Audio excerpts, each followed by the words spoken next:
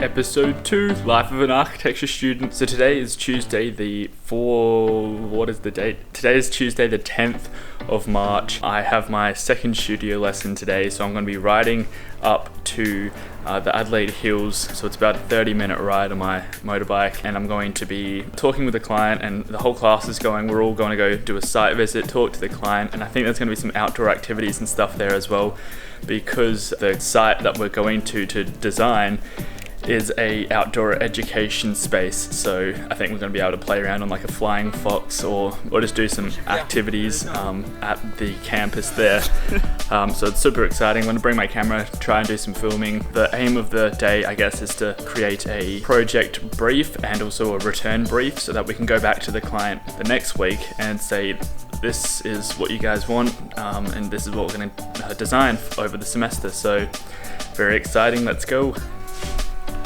In case you're wondering what I brought with me, what I'm bringing with me, I've got my laptop, notebook, a little sketchbook, drink bottle, and lunch in that bag there, and some pens and pencils. And I've got this camera here as well, except I don't have a lot of room for the camera, so hopefully it can fit in here.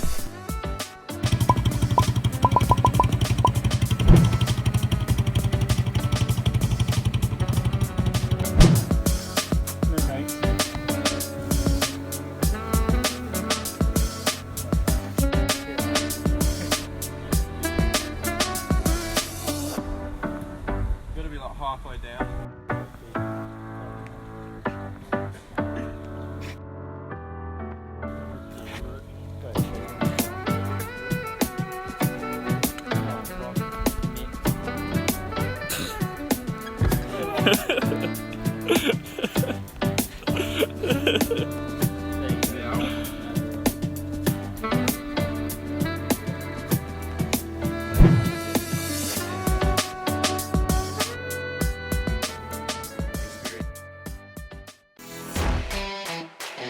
So I just want to talk a little bit about what happened yesterday. On studio, we went to this adventure park, Woodhouse it was, an adventure park in SA here in Adelaide Hills, and the client is wanting to design a bunch of different buildings to kind of upgrade their facilities there. They're doing really well in their business, and they want to expand on that and upgrade it because a lot of their buildings are rustic and old. What they did is they brought in DAS Studios with Escapod, I believe it is, which is a kind of like a manufacturing company where they prefabricate all of their buildings and they transport them to site. And so what we were doing, we were sitting in on that, and we were looking around the site, and we went on a site tour and had to play around on all the games and all the tube slides and the adventure park and all this stuff. For the second half of it, we sat down and we listened to a client meeting with DAS Studios and Escapod. They were having a meeting with the owners of Woodhouse and this adventure park, and so we got to sit in on that, and we got to listen to everything that was going on, and it was really, really insightful for myself and all the other architecture students. What we are now doing is we're grabbing all that information that we learnt and everything that the site clients want, and we are now going to come back to them with a return brief. We're going to start designing our project as this real life project is being designed and worked on, and so we're complementing that, I guess, with our own designs. It's really going to be a great real life experience for designing. And so the second half of the assessment is to do construction drawings and documentation for these buildings that we are designing for this real life client. So it's a real project, it seems like, and it's going to be a lot of fun. So yeah, currently working on my real estate course. I've got a brochure I had to do just to describe the topography, demographic and accommodation in Adelaide, the suburb. As you can see, it's still relevant to my architecture, but it's just looking more at the numbers and the financial bits of architecture rather than the architecture building of architecture. So I'm heading to uni right now. Didn't realise I started at 10 instead of 11, so I'm now half an hour late. Oopsie daisy. Hey Snapchat, just about to interview Sarah Lebner, the author of 101 Things I Didn't Learn in Architecture School and principal architect of Lighthouse Architecture and Science in Canberra, Australia. This is going to be a massive interview. It's going to be over an hour long, and there's going to be some great value in it for you guys, so stay tuned and you'll be able to see it soon. Yo Snapchat, guess what just came in the mail? Check this out. Ooh yeah. Hey guys, so I just want to quickly talk about what's going on at the moment with my studio and my uni and everything going on. As you guys know, we're in a bit of a weird time. It's a bit unprecedented. And so everything is getting cancelled. As in all of our group events that's happening in South Australia here in Australia. We are no longer allowed to hold events over 500 people. Because of the coronavirus, the epidemic that's happening at the moment, as you are all aware of. And so now that's dropped to 100 people, so we can't have more than 100 people at events. And so what's happening now is we cannot go to university. So what this means is that our uni courses are going to be completely online. There is no more face-to-face lectures. There is no more face-to-face tutorials or anything. And it's, pretty scary. Just the fact that you can go outside and get sick and people are dying from this. However, that's just what it is. So we're trying to isolate everyone from going out in public pretty much. But as you'd know, I'm still going to work. I work in retail, so I'm going to be going to Kmart and handling heaps of people's shopping and items and stuff. So hopefully I don't get sick. But what I want to talk about now is that what I've been doing over my last week at university is that yesterday we met up for our studio class and we went over some of the things that are involved in the brief. What's happening is that we are designing a canopy which is 300 meters squared. It's going to be on the site at Woodhouse in the Adelaide Hills, which is going to be an interesting site because there's a big contour to it, as in there's a big slope, which means there's a big flooding hazard, and there's also it's a high bushfire area as well. So there's a couple of complications there when coming up with our design. So we're going to have to do this 300 meter canopy, and we also have to create some accommodation, some little huts in a village type of thing that's going to be on that site as well. So moving on for my architecture and technology course, I've just finished going over our lecture for week 3. The last lesson, pretty much we're just looking at electrical communication and all the building services that go into a building. We're going to be applying that to our project by looking at a virtual model, and we're going to be applying all of these different integrations with services and sustainability in with our designs for this project. So that's going to be super exciting. For my real estate course, which is my final class, we have 3 classes this semester for those of you wondering. My real estate course is an elective, so it's not something everyone does. In fact, I'm the only architecture student doing it. I'm the only person doing it who's not a property student, so it's quite interesting. I'm a bit of an outlier there. However, it's actually a lot of fun, and what we're working on is very relevant for architecture, and it's looking at site boundaries and contours and valuing properties, the idea of development, because as an architect you're going to be dealing with developers and people wanting to create sites for investments, and so really being on that investment side is really helping me understand kind of what that's going to mean in the future when I'm dealing with those kinds of people and when I'm hopefully developing my own properties. So that's a cool thing that you can consider.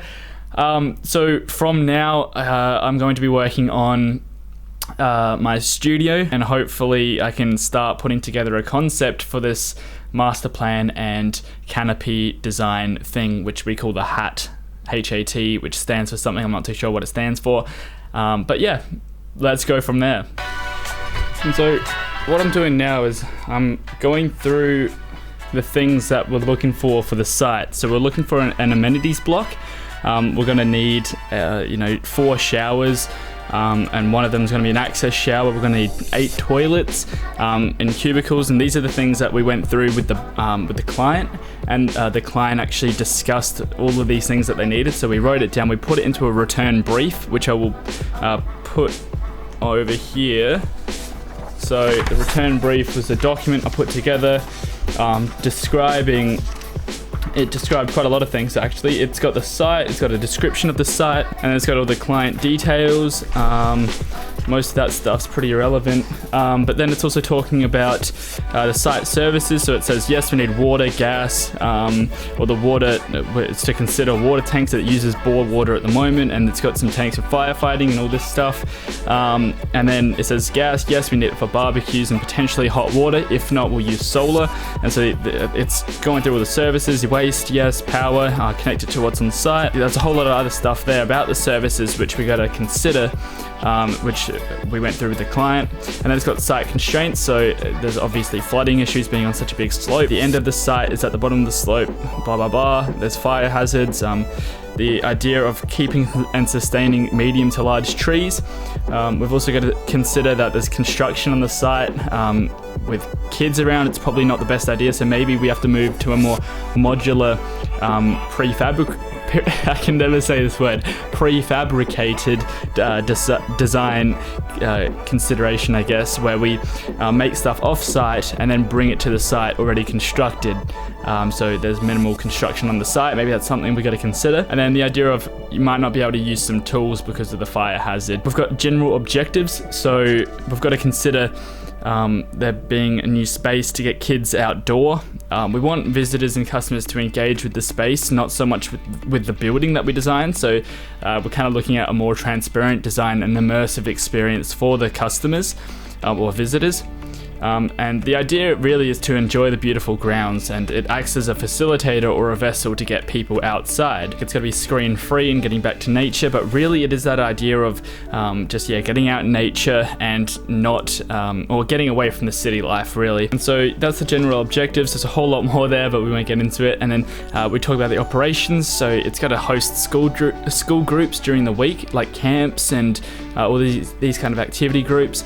And then on the weekends, it can have families and individuals. It's got to be used 99.9% of the time to be multi-use and adaptive to the user groups that are there. And then it talks about the form and materiality. So we got this from the client as well. So he was talking about how the owner of the site was talking about how he wants some warm materiality. So if you're getting out the cold in winter where it's been raining, he wants it to be something that's warm and something that will keep you sheltered away from the cold. However, the less maintenance with the materials and form, the better. Being a campsite, with tons of kids there, you don't want to have to clean it every single couple of hours. And he also talks about having older timbers, stones, and rustic elements that complement the site. However, on this topic, my teacher was talking about how a lot of people try to do this because there's already, 3 or 4 buildings on that site which have these rustic elements, and the client wants it to kind of fit in with that. However, these buildings were built decades ago, almost a century ago actually. The idea of trying to mimic it can sometimes go very, very wrong, and it can not work properly. So we've got to consider either mimicking what's already there or doing something different to complement what's already there, and that's something we can take forward to the client and suggest we do. The forms have a connection to the outdoors from the inside, that idea of transparency or immersiveness. And so moving on, then we also get into the marketing and business side of the site, because it's well and good to know everything that they want regarding the building, but to actually understand what they're selling and what the business is about is a great advantage to have. And so we look at some of the products they do and some of the services they have so that we can complement them. So moving on through the return brief, we also then list some keywords. I think keywords are incredibly helpful. For my last assignment, I used the keywords of space, journey, orbit, and these helped make the design. You can see these keywords really pulling through on my assignment. So the keywords for this assignment is, outdoors, immersive, transparent, unity, and screen-free. So then we talk about the new accommodation, and we talk about the canopy that they want, and then the staff kitchen and preparation zone, bathroom, showers, room accommodation. And that's pretty well the end of that. So with that all in mind, with the return brief done, we can start to look at, the specifics. They want an amenities block. This is what we got into before. They want the amenities block, they want the hat, the shelter that's 300 meters squared, and then they also want some accommodation. What we want to do now is to create an area schedule. What this means is to get all of these items, like a shopping list that they want. So they want an amenities block, they want the hat, they want accommodation, and we can start to schedule out what area this will actually take. And so then we can get a rough estimate of how much the project is going to cost and what the budget can be, and if we're actually on budget for what the client wants. So I've started to measure out, how big would a single shower be? How big would a single toilet cubicle be? How big would the communal wash area be? And just getting a general understanding of the area. So before I start thinking about the actual design, it's good to get these logistics in mind and to understand what or how big the area will be and what you actually need. I think that's what I'm trying to get across with this, to actually understand what you need and how big it's going to be.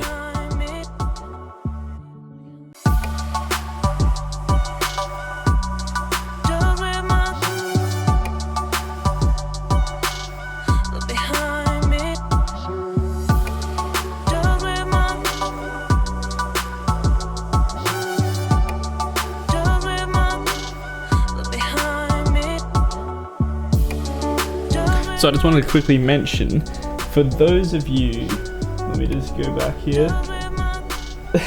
For those of you who are experiencing difficulties with your university in the sense that you won't be attending class in person, you're not alone.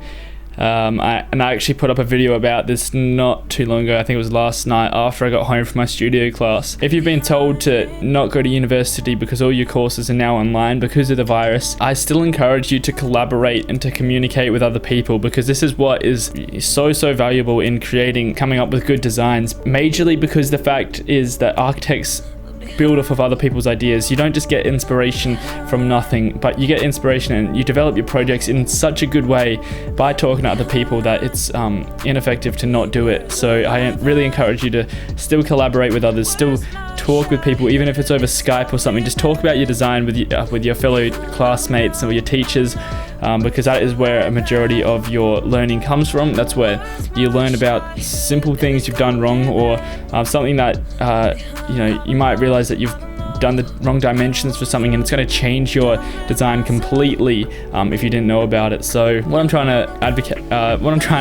get across here is that do continue to collaborate.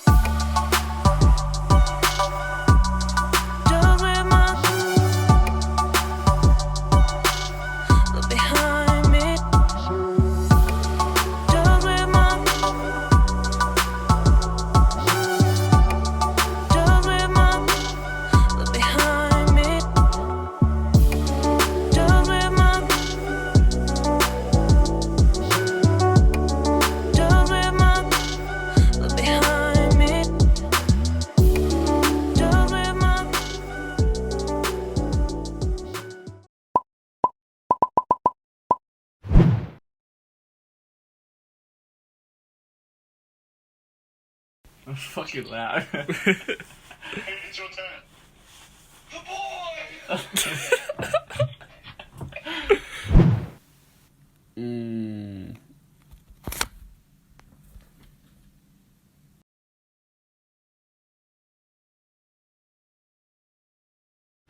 Hey guys, what is going on today? I'm going to be premiering, so we're going to be going live with the new podcast episode 28 with Sarah Levner. She's an architect, she's an author, and she's been in the game for nearly 10 years. So she's written a book called 101 Things I Didn't Learn in Architecture School, and in this episode we pretty much just dissect everything in that book, and we just try and get as much value out of it for you guys, and I think it's going to be really super cool.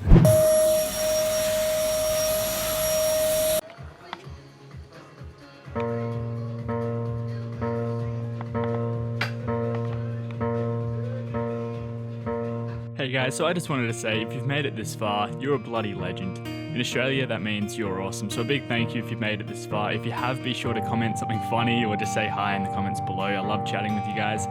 Also, I hope you guys are enjoying the series so far. They take ages to edit, which is why I'm a bit behind, but hey, better late than never, right?